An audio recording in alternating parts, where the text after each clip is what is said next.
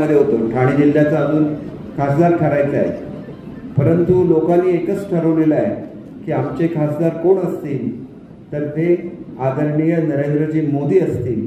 हे लोकांच्या मनामनामध्ये आहे आणि त्याच्यामुळे मला सांगायचं आहे की खासदार कोण आहे याच्यापेक्षा महत्त्वाचं आहे की आज आपल्या राष्ट्राचा राष्ट्राभिमान, ज्याप्रमाणे अयोध्येमध्ये मंदिर बनवून दाखवलं, ज्याप्रमाणे 370 कलम हटवून दाखवलं, तसं फक्त ही निवडणूक होऊ द्या. युद्ध केल्याशिवाय भारताचा नकाशा पूर्ण झाल्याशिवाय राहणार नाही, एवढं मी तुम्हाला एक देशप्रेमी म्हणून सांगतो. आणि म्हणून देशप्रेमापेक्षा मोठं काही नसतं. माझ्या कुटुंबाचं काय होणार, माझी मुलगी निवडून येणार की नाही, आमचा पक्ष टिकणार की नाही, आमचे युवराज उद्या महाराष्ट्राचे मुख्यमंत्री होणार की नाही, हा विचार करणारी लोक आता खूप झाली. ज्यांना आपल्या वडिलांचा विचार टिकवता आला नाही ते महाराष्ट्राबद्दल बोलतात आणि स्वतःचा अपमान झाल्यानंतर महाराष्ट्राचा अपमान झाला असं म्हणतात. हा अधिकार त्यांना कोणी दिला? त्या ठिकाणी ज्याला वैष्णोदेवीची यात्रा अतिरेक्यांनी बंद केली त्याला बाळासाहेबांनी मुंबईतून घोषणा केली की जर वैष्णोदेवीची यात्रा उद्यापासून सुरू झाली नाही तर एकही हजला जाणारं विमान मुंबईमधून उडणार नाही. दुसऱ्या दिवशी वैष्णोदेवीची यात्रा पूर्ववत सुरू झाली. याला बाळासाहेब म्हणतात. सावरकरांच्या अपमान करणाऱ्या, राहुल गांधींच्या गळ्याला मिठी मारणाऱ्यांना आपण कुठेही बाळासाहेबांनी क्षमा केली नसती, एवढं मी आपल्याला निश्चितपणे सांगतो. आणि म्हणून आम्हाला अभिमान आपल्या संस्कृतीचा आहे.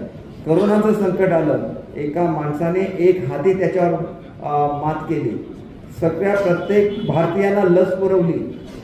जगामध्ये हे रेकॉर्ड आहे की अशा तऱ्हेने करोनावर कोणी मात करू शकले नाही.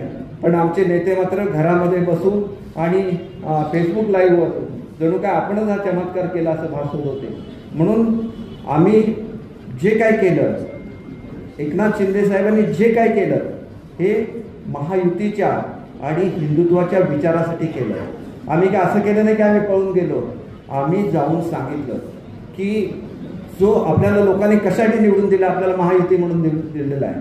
आज तुमच्या स्वतःच्या अहंकारापोटी तुम्ही दिल्लीवरून आपल्याला काही मदत होत नाही. महाराष्ट्र मागे पडत चाललेला आहे.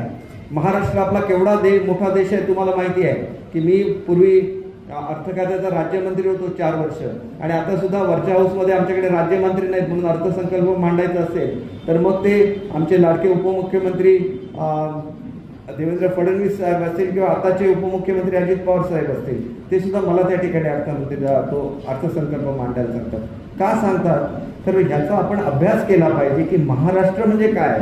महाराष्ट्रामध्ये जेवढा GST गोळा होतो तो 2.5 लाख कोटी रुपये आहे आणि 2 नंबरचं जे राज्य आहे त्याच्यामध्ये 1 लाख कोटी रुपये GST गोळा होतो. हे महाराष्ट्राचं कर्तृत्व आहे.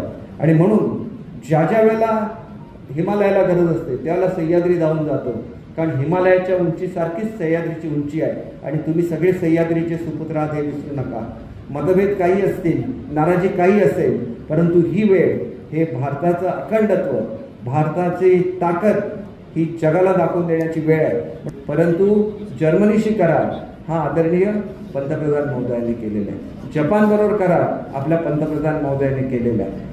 त्यांना स्वतःला मूल नसेल परंतु भारतातला प्रत्येक मूल हे स्वतःचं मूल आहे असं मानणारे आपले पंतप्रधान आहेत. मग ते कुठे आहेत? आणि तुम्ही आमच्या घरातले लोक खासदार पाहिजे, माझी मुलगी खासदार पाहिजे, माझा मुलगा आमदार पाहिजे, माझा मुलगा आमदार झाल्यानंतर महाराष्ट्रात प्रथमच मी मुख्यमंत्री होणार आणि माझा मुलगा सुद्धा मंत्री होणार. ही स्वार्थाची भाषा झाली. स्वार्थाच्या पलीकडे गेलं पाहिजे, आपल्या राष्ट्राचा विचार केला पाहिजे. आणि ही पार्लमेंटची इलेक्शन आहे, ही काय विधानसभेची निवडणूक नाही. आणि त्याच्यामुळे मी आपल्याला सांगू इच्छितो की हिंदुस्थानमध्ये भारताचं जे कल्चर आहे जगाला कोणी दाखवलं? आदरणीय पंतप्रधान महोदयांनी दाखवलं. आणि म्हणून भारत हा सर्वात तरुण देश आहे. आज आपण समजून घेत नाही की भारत हा सर्वात तरुण देश आहे आणि जगाला लागणारी मॅन पॉवर त्या ठिकाणी पुरवणाऱ्या शक्ती ही सुद्धा भारतामध्ये आहे. आणि म्हणून उद्या फ्युचर आहे हे आपल्या मुलांना आहे.